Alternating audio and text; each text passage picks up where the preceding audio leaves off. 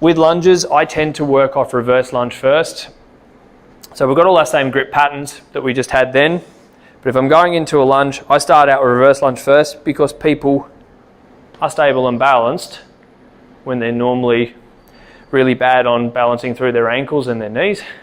They usually have bad ankle flexion and mobility, so I find reverse lunge works best to work with first. So you can come along, you just step down. I usually stick to about 90-degree angles for both. It's not a big long step. It tends to not be beneficial in the hips through my experiences, so you still get just as much out of it sticking to about that step distance. From there, when you're comfortable with it, you can then move forward into regular lunges. But what you would normally what I teach out of this is a bit different. Let's go.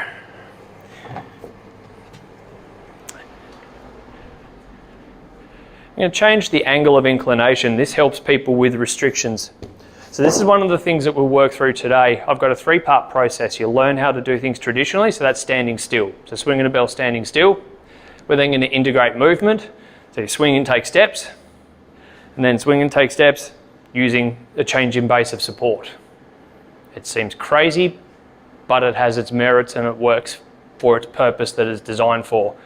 Let's bring it towards squats. That's an easy one. People have restricted ankles. Usually what's the first thing that you do when you see someone's got restricted ankles in their squats? Like, to help them squat, what do you normally do?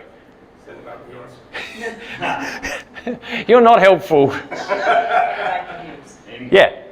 Yeah, so you've changed the angle of inclination on things. That's exactly it. Or the wedge. Yep. And so you're doing that to help them through. So same thing when it comes to a lunge. If I change the height up, I can still get someone going forward to have the same depth, but not restrict their hips and their ankles because we've changed the actual angle they're moving on. So you can still hit the same amount of movement and depth, but they have a much better ability to hit that depth and balance, as opposed to going straight forward on the ground, which requires them to try and balance a lot more. So utilizing this sort of thing can be really beneficial later on.